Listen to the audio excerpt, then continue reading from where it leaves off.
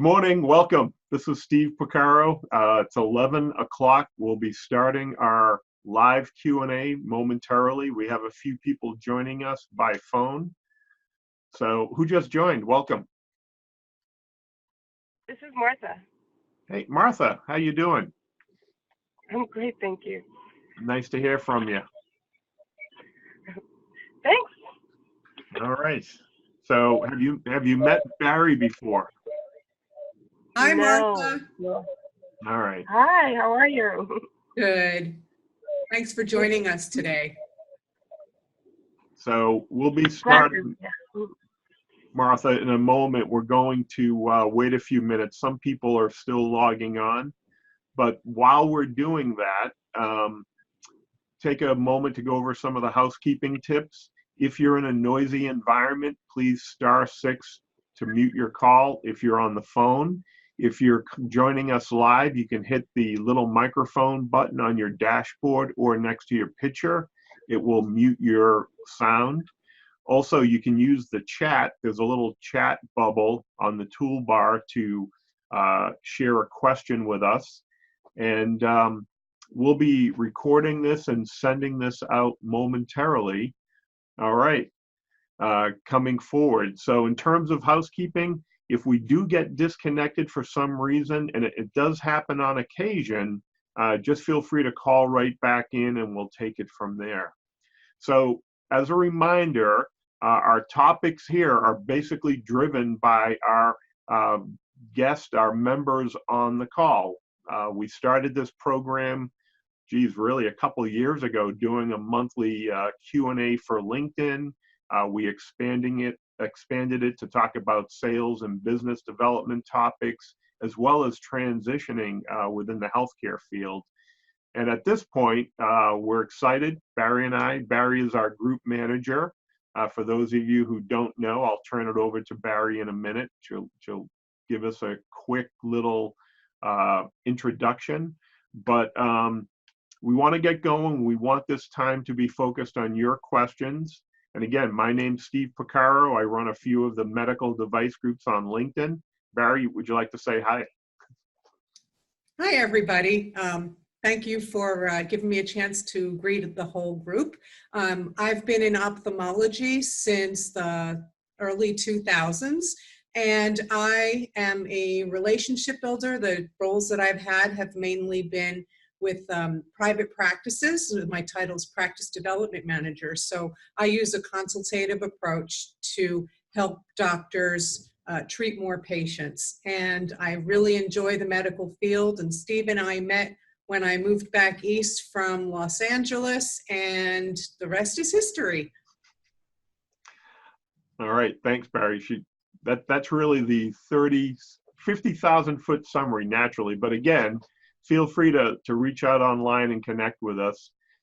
So what we're going to do is jump right in, take some questions. I put a couple people on mute just so there was a little interference, but I'm going to unmute people on the phone. I think, Martha, if you're on the phone, I think *6 will unmute you, or I can do it.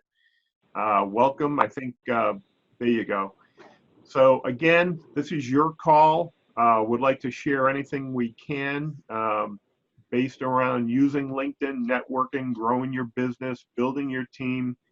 Bari has been a group manager coming up on 10 years, right, Bari? Actually, it's almost 11 now. Wow, we're getting old. So yeah, so when I started the groups, I was in the groups. I had a few of the groups going, and then Bari said, "Hey, I'll help out." And once she said I volunteered, she's never stopped volunteering. So thank you for that. All right, so let's jump right in. Question of the day. Who would like to start?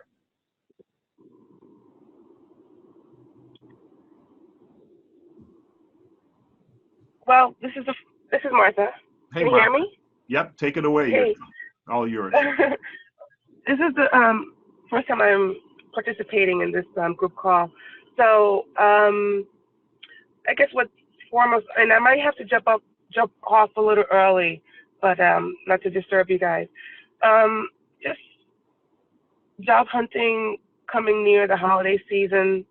I think the word is it's usually slow around this time. I'm wondering if you agree, and just some advice in terms of staying motivated and being strategic and still try to get interviews during this time and possibly an offer. Yeah. So that's Yeah. that's foremost on my mind right now. Yeah, no, thank you, Martha, for sharing that. And it's funny you mentioned that. I just gave a presentation a couple days ago about surviving the holidays, and this was in a corporate setting, and it talked about some of these holiday survival tips. And in general, holidays are stressful for many people for all types of reasons, right? Your children aren't home, or they are at home, pets, family, work related. And when you think about everything that's going on with our health is always, we overeat, we overdrink, we overeat, among other things, sometimes we don't get enough sleep. When you start thinking about transitioning during this whole process, people feeling overwhelmed, no doubt about it. But a couple things that I can share that have worked well for me as well as some other people is, we talk about self-care right from the get-go, as you know, and many people on this call, sales is a contact sport, right? Being out there. Can we compete with the holiday advertising and everything out there? Probably not, but that's not our goal. On one hand, we have to keep ourselves rested, because when the timing is right, and again, timing is everything. Bari and I can share many stories where just when you think it's going to be slow around the holidays because that company you've been in contact with, they call you up and they say, hey, we have a big shift. We want to get somebody on board for January 1st. So what does that mean? That means right after Thanksgiving, everyone's back and they say, oh, we have a month to find the right person.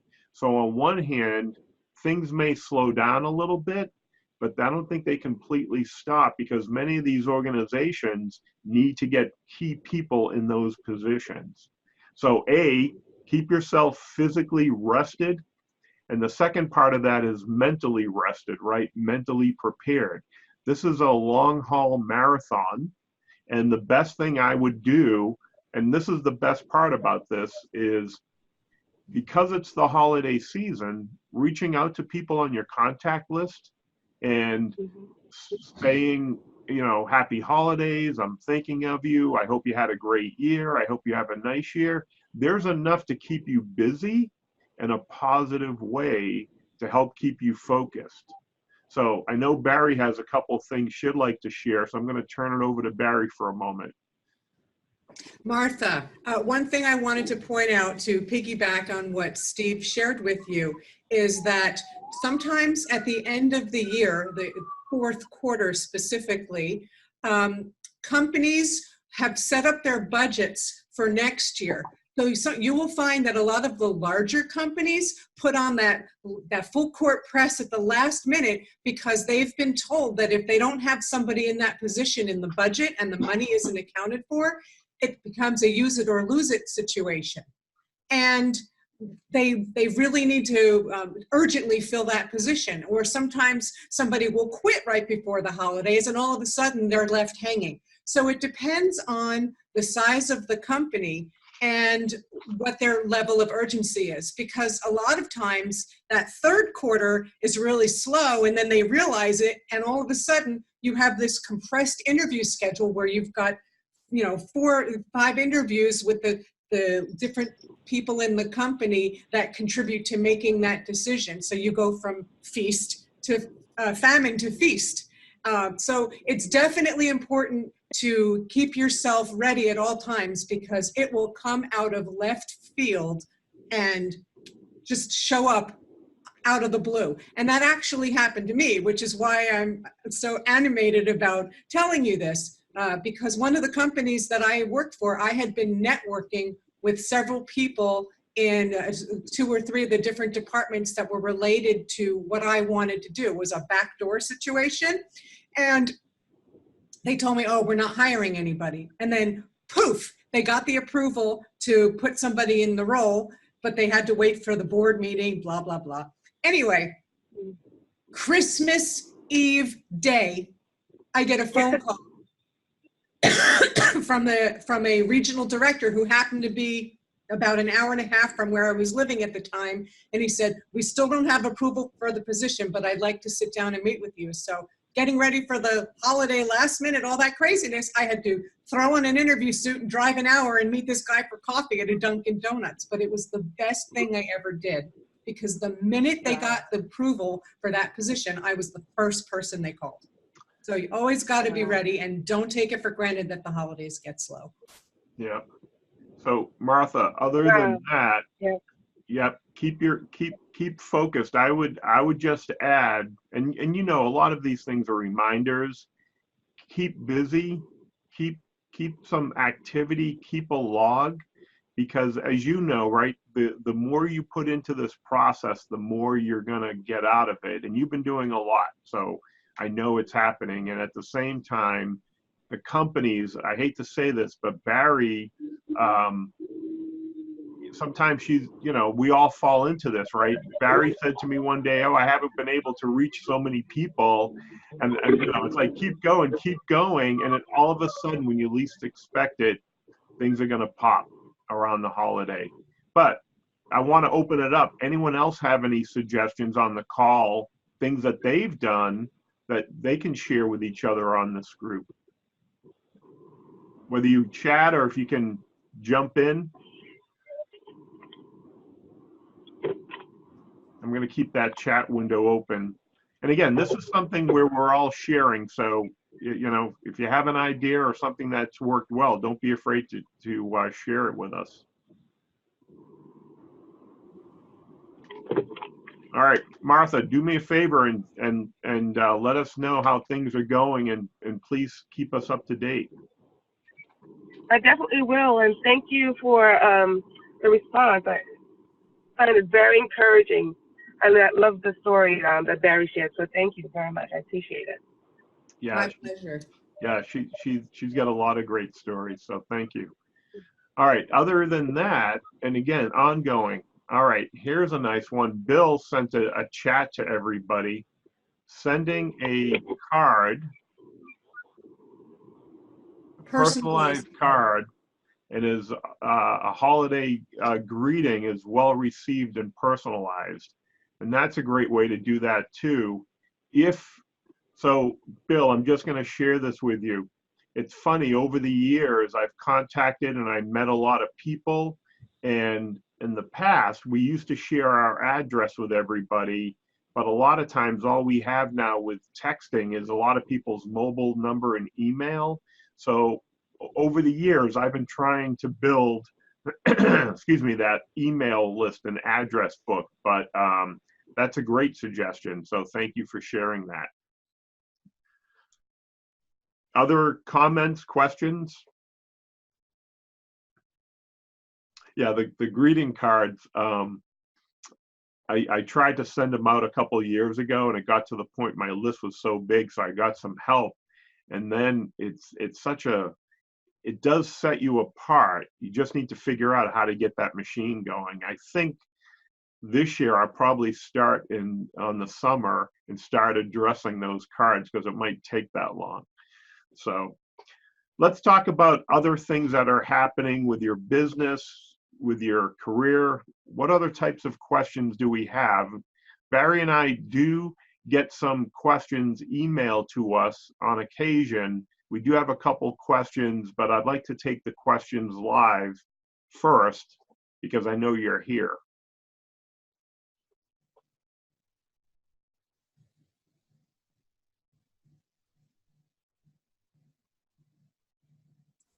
All right, and if you'd like to chat, let me know. I can unmute you. Rich, we have two Riches on the phone, unless they're the same Rich. Hard to tell.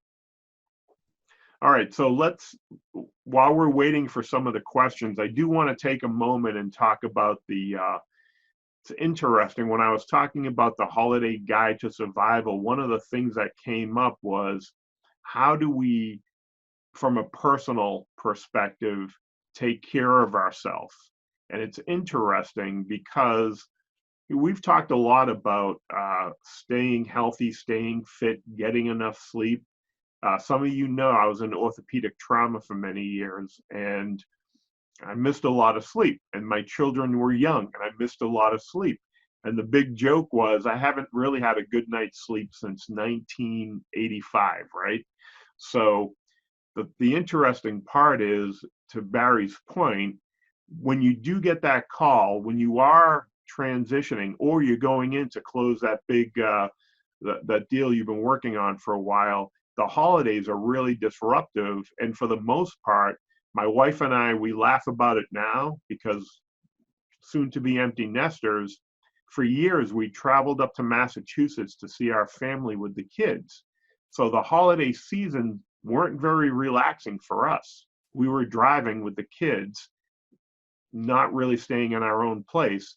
The second thing is, when the kids said, hey, they were old enough, let's stay home for the holidays, we had everybody down, come and visit. Then we started entertaining.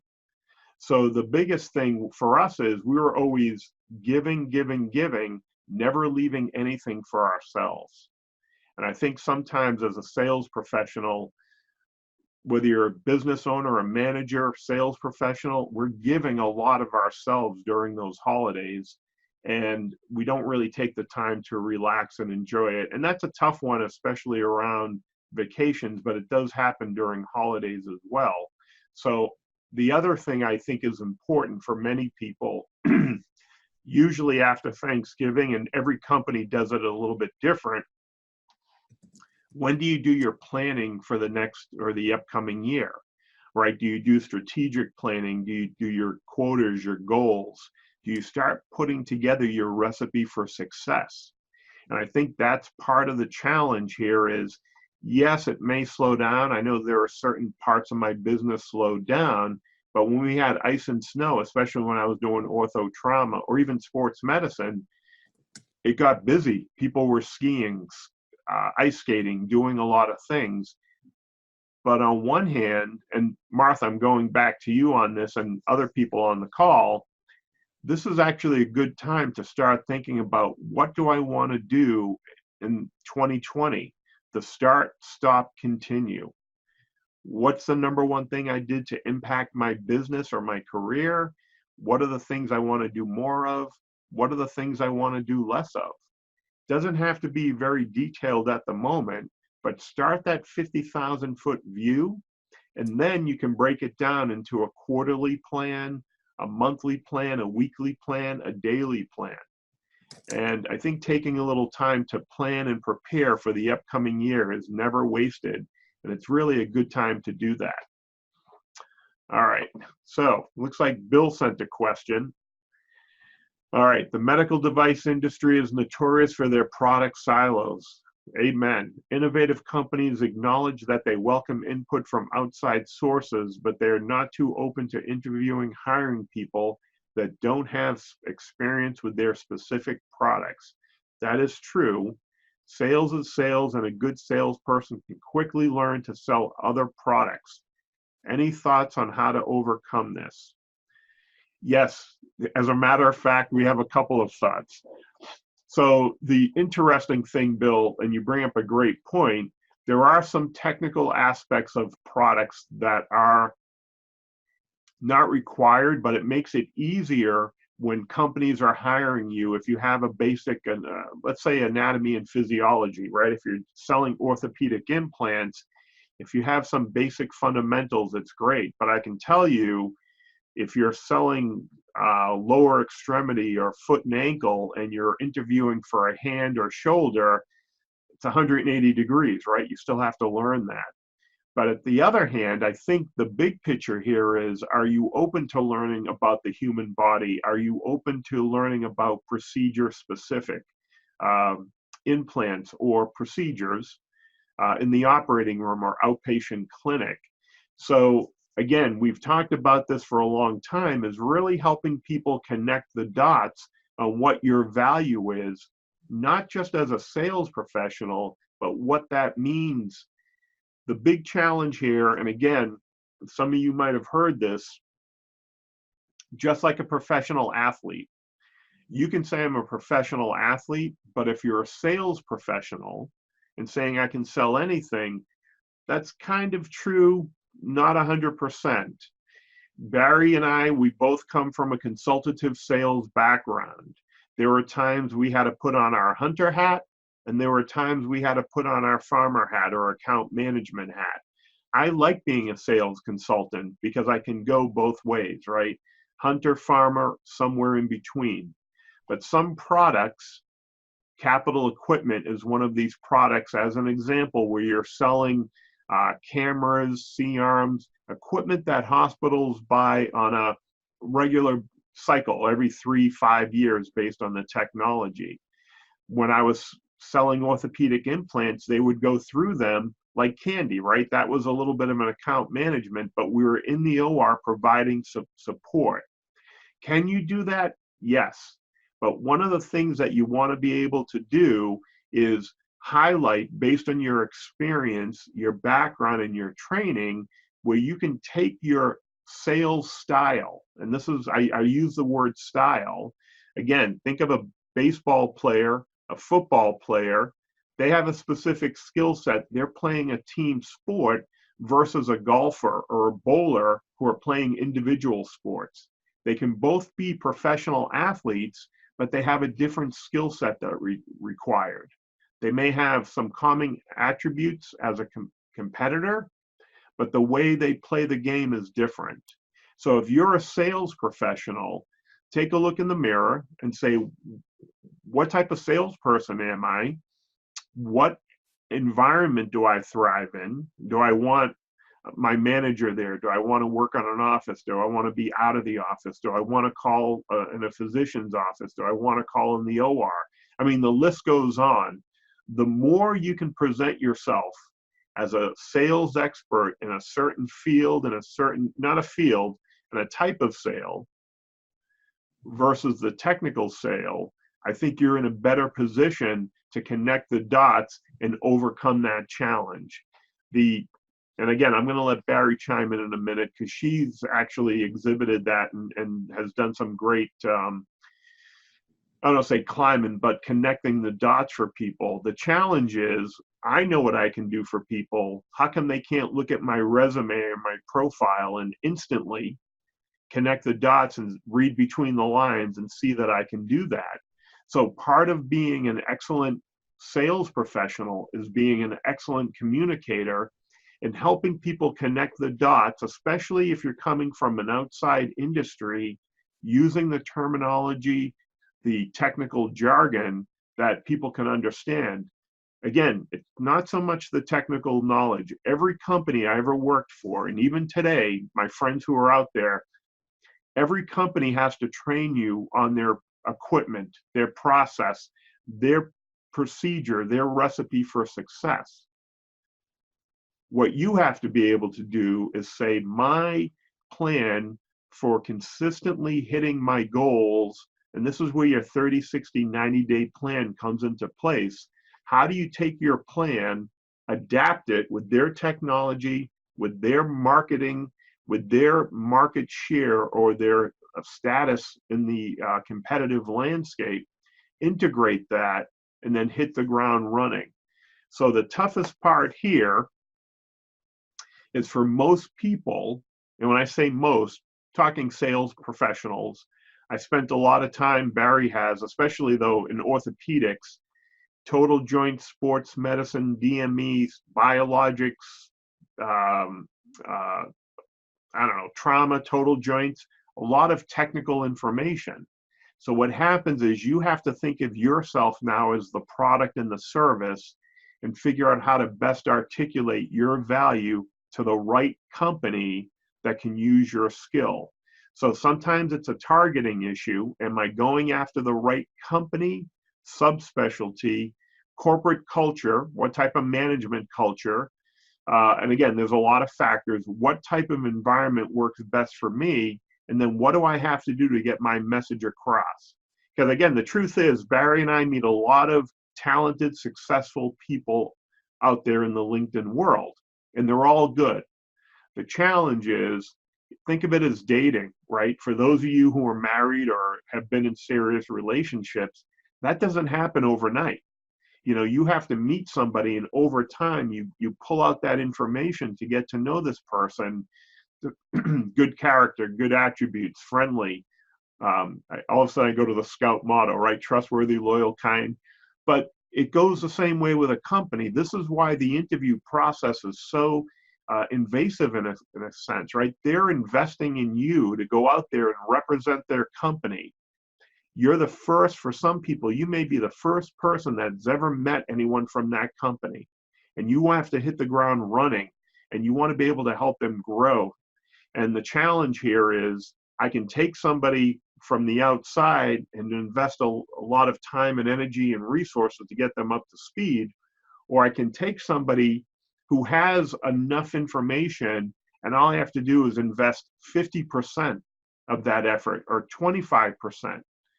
And if you're a manager, and this is the tough part, the manager who has to coach and mentor and maybe train you out there has to be the person to say, who is the easiest person in the world for me to work with? And that's all it is, right? How do you as a sales professional make your manager's life easier? And how do you help the company grow? So to your question, Bill, I think I put an article up a couple weeks ago about your recipe for success, and I'll share a link to it, but it's really, you know, if someone asks me, here are the steps that I would go through. If I haven't shared it with you, I certainly will share it with you. But these are the steps that I go through to help people to figure that out. The tough part is, and again, I'll take a breath after this and pass it on to Barry because she has a couple things to share. Unlike, if anyone knows what Baskin Robbins is, right? The ice cream place, and you can go in, they had 31 flavors. You could go in there and technically taste all those flavors. Most sales managers, they can't come in and say, hey, Bill, can you work with me for a week? I want to see what type of sales professional you are, see if you fit my team. They have to use their judgment, observation, interviewing skills, just like a sales process, asking the right questions to see if you're going to be the right company. They can't taste us. Now, going back to dating, when you're dating somebody and you go out for a couple dates, you know right up front, do I want to go further and continue the date? Or, hey, listen, I don't think we're going to meet. You seem like a lovely person, but, you know, not a good fit for me, nothing personal. And it happens. The same things happen professionally, except sometimes the companies and the recruiters aren't so professional, aren't so nice. They bring you out on a date, they lead you on, and then they leave you hanging. And that's the worst feeling in the world. It's not professional, not at all. And Barry and I have talked about if there was a way we know of, and again, we don't do a lot with recruiters, but we hear tales. How come they don't treat us like people? And that's the funny part. So, all right. I know Barry wants to chime in for a minute, so I'm going to take a breath and pass it over. Barry, anything you want to add? And Bill, before I pass it over, this is an ongoing question. Tip of the iceberg answer, 50,000-foot view. More than happy to chat with you offline if I can share some more information. All right, Barry, take it away. Thank you. Okay, Bill, a lot of what I want to say is just reiterating what Steve pointed out. I think that when we're in sales, we have that attitude that we can sell anything. But one of the things that's really important when you decide to leave your current position, or if something happens and you just don't have your position anymore, is take the time and do that self-reflection so that you are able to articulate what your strengths and transferable skills are. And once you've identified those, that's when it's a good idea to start investigating which companies to target. And it's really important to do your homework because you can tell a lot about the company by their marketing and their business model and looking at the profiles on LinkedIn of other people who work for that company. That's all part of your research. And when you're trying to change products, it's really, if you don't have specific experience with one of the products that you're interested in, that's where that, what I call backdoor methodology comes in handy, because the main way that people get jobs these days is through networking, especially if you're coming from outside the industry or outside the product line. You need to make connections in that company who become your champions for you and become willing to pass along your resume to their hiring manager or to the hiring manager of the department that you want to get into. So even though we think I'm a basketball player, but I can play football, we have to understand what makes us a good basketball player and focus on those skills and be able to share our benefits, not just our features. So it's the same selling techniques that you use to sell your product that you have to use to put together a sales plan for yourself. And hopefully that little bit of introspection before you start spraying the world with your resume, you know, an expression that I got a long time ago that makes me laugh. It's much easier to carve a turkey with a knife than a machine gun. Ah, well, that's very appropriate for the holidays. All right. So it's very interesting, and this goes on. You're welcome, Bill. It's and again, I was doing a presentation the other day, and we were talking about, and again, I run into this in many other industries. This particular industry, professional, I think working with attorneys, this happens a lot. Actually, engineers, happens with a lot of professions. The topic came up, what are companies looking for today? And I think we talked about this a couple calls ago. Many companies now are looking for people who have good soft skills, right? Can they interact? Are they good team players? Are they good at building relationships? Barry mentioned that because that's one of the things that made her successful. It makes her successful today. And in the healthcare setting, and I was presenting to a group of people, and they said, well, what do you mean soft skills? Can you explain that? If you go online, you'll see a lot about emotional intelligence. It's been out there for the last 25 years, but really in the last 5 years, it's starting to be a big factor now. And this is one of the reasons why you'll have some recruiters or some companies say, before we interview, we want you to take a behavioral assessment or an emotional intelligence assessment. They don't tell you what it is, but it's sometimes a combination of both. So I had a group of people, actually, they were working for the state of Massachusetts. Last week, I was doing some training, and these were some healthcare professionals working in a hospital setting. And they wanted to know, what does that mean to me? So again, working in the operating room for many years, I basically said it's the bedside manner that you bring. If you're in healthcare, we know we can watch TV and remember the doctors we've seen on TV. Who had a good bedside manner? Who didn't? And sometimes there are people who want somebody, especially their doctor, to treat them like they're a person, to care about them and take the time to listen. Other people say, I don't care about the guy's personality or the woman's personality. I just want them to have these magic hands, and when they operate, to take care of me. And some people say, I'd like somebody with a little bit of both. So when you think about soft skills versus hard skills, think of it as a little bit of bedside manner. What are companies looking for? So again, I've seen this. Many people get hired because of their resume, because they have good technical skills, good experience, but the reasons they don't fit in, or it's not a good fit, and either they leave or the company asks them to leave, is because their soft skills aren't up to spec. Now, because we're sales professionals, most sales professionals don't fall into that category, because you couldn't be in sales for the most part if you didn't have the people skills, if you weren't out there building relationships. You see it in some other industries. But with that being said, it's important that we talk about a company culture, the management culture, but also the people culture. And that's where you want to fit in.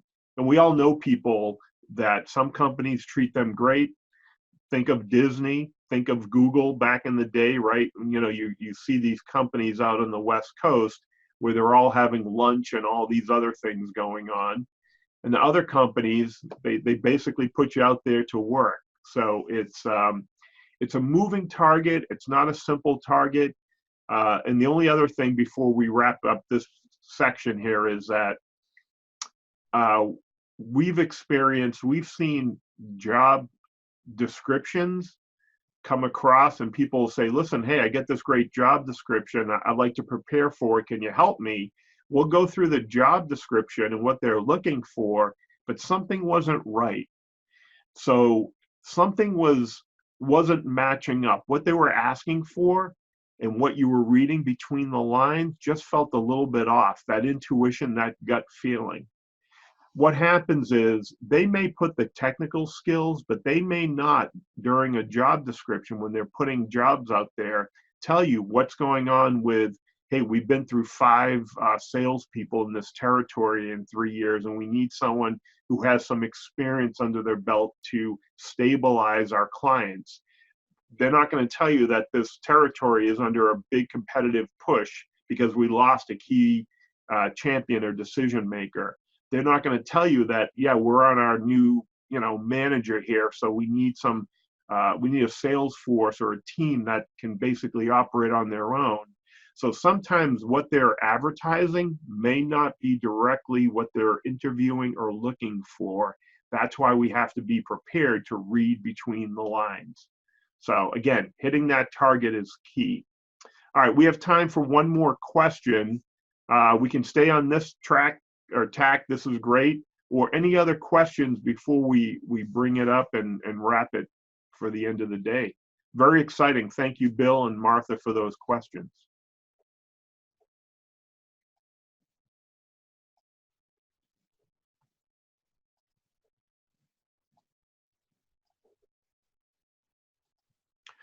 All right, so I'm going to count to 3 Mississippi, right? 1 Mississippi, 2 Mississippi, 3 Mississippi. Couple of notes. December 1st, based on feedback from the group, we're going to be moving this call to 1 p.m. Eastern time to help people accommodate their schedule and almost use this as a lunch and learn. And this is a moving target. We appreciate you being with us. And I know many people are listening via the recording when we share this with our groups. I don't know of any good time for everybody. This is the tough one. Everyone has a personal life, a professional life, their fun time. If there was a way I could do this Q&A and download it into your head, that would be great. But the only way we can do this is, at the moment, do this at a specific day and time and try to get that information out to everybody. So so December, the first week in December, we'll be moving till 1 p.m. Also, if you'd like to continue the Q&A offline, or you have a question for Barry or I, please drop us a line. We're more than happy to answer some of these things offline, because I know there's a lot of information and everyone has a unique situation that they're coming from. All right, I think no other questions for the moment. We're going to wrap it up. We want everyone to get back to their day. Barry, any final thoughts before we wrap things up? I think the most important thing to Bill asking the question about overcoming the objection of not having the exact technical skills. Self-care is very important. The main thing to remember when you're transitioning is just to be persistent and stick with it and stay positive and don't give up. Because when you lose steam, it's really hard to get ramped back up to that speed and that energy level that you need to be successful. And it's very hard during the holidays to keep your family commitments and your friend commitments and your social commitments running at the same level when you're worried about what's going to happen after January 1st. So make sure to take care of yourself and stay positive and find ways to keep yourself motivated, because you can't give up. And I see a lot of people give up and then you're stuck because you're not going to get anywhere if you're not even trying. Yep. All right. So listen, we could talk about this. This is a great topic. I do a lot with stress reduction and trying to stay positive. And again, ongoing topic, but we'll be here next week at 11 a.m., same bat time, same bat channel. For those of you who remember watching Batman, I know now I'm dating myself. That was a great show. But in the meantime, if we can be of any assistance, please let us know. We'll share that article when we put the link out for the recording. And I want to thank you all for joining us. Have a great week. We'll see you next time. Thank you.